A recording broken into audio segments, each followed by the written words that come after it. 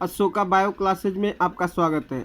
आज हम बात करेंगे एक छोटा सा टॉपिक जीव विज्ञान का, विषाणु, जिसको आप इंग्लिश में वायरस बोलते हैं। विषाणु जो है, विषाणु का नामकरण किया था पाश्चर ने और विषाणु का खोज किया था दमित्री इवानोव्स्की ने। ये रूस की वैज्ञानिक थी, इन्होंने ही खोज किया था विषाणु का। उस विषाणु का नाम था टोबैको मोज़ेक वायरस, TMV। और इस वायरस को बिंजेरिक ने कहा था तरल जीवित संक्रामक। तो तरल जीवित संक्रामक शब्द किसने प्रयोग किया था विषाणुओं के लिए? बिंजेरिक ने।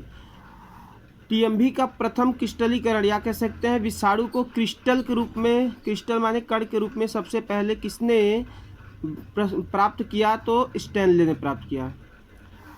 विषाणु जो होते हैं, पौधे में जो विषाणु पाए जाते हैं, उनमें जो आनुवांशिक पदार्थ होता है वो क्या होता है? सिंगल स्ट्रैंडेड RNA होता है, यानी एकहरा RNA होता है।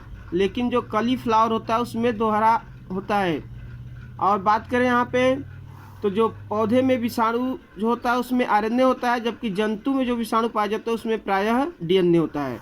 विषाणु जो होता है जीवाणु को संक्रमित करने वाला ऐसा विषाणु जो जीवाणुओं को रोग पहुंचाता है, संक्रमण फैलाता है, तो ऐसे विषाणु को बोलते हैं आप जीवाणु भोजी या बैक्टीरियोफेज। यानी बैक्टीरिया को इन्फेक्शन पहुंचाने वाले वायरस को बोलते हैं बैक्टीरियोफेज। कभी ये जो वायरस होते हैं, वायरस में न्यूक्लिक अम्ल और प्रोटीन होते हैं, यानी DNA के साथ प्रोटीन हो गया तो RNA के साथ प्रोटीन।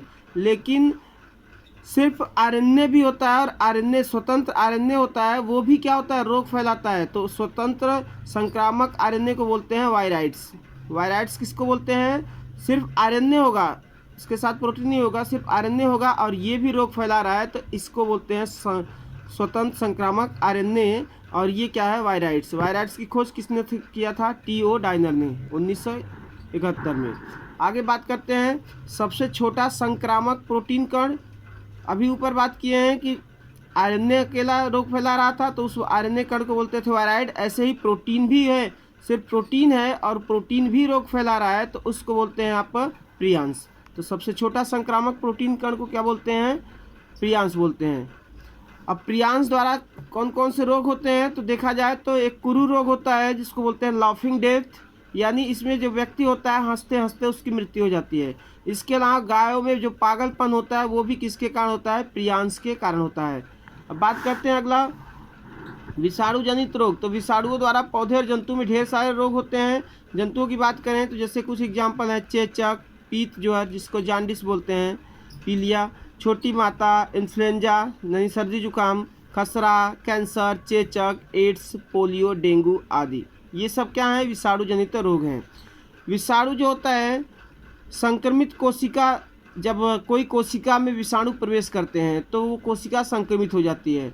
तो उस विषाणु के संक्रमण को रोकने के लिए कि वो जो विषाणु है बगल वाली कोशिका में अपना संक्रमण न फैला पाए, तो उसको रोकने के लिए जो संक्रमित कोशिका है, संक्रमित कोशिका स्रावित करती है इंटरफेरान।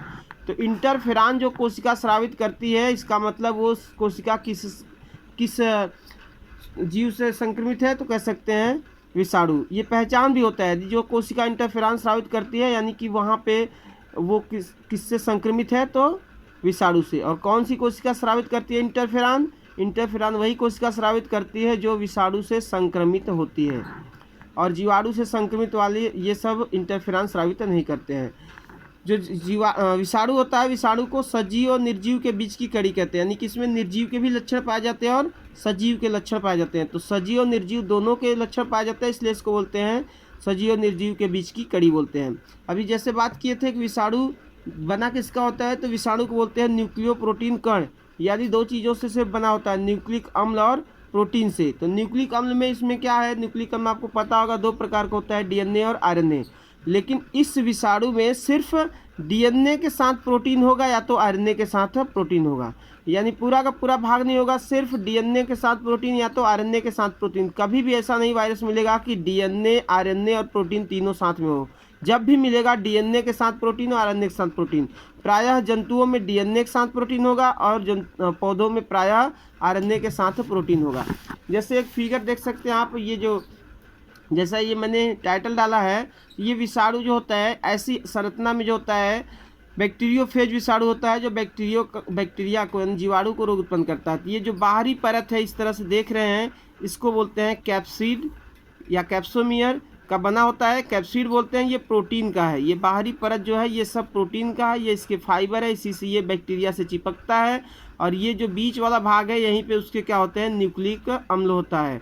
तो ये बाहरी परत प्रोटीन, अंदर वाला परत क्या होता है, न्यूक्लिक अम्ल। तो इसी से मिलकर विषाणु बनता है। वीडियो देखने के लिए धन्यवाद। ज़्यादा से ज़्यादा शेयर, सब्सक्राइब और लाइक कीजिए।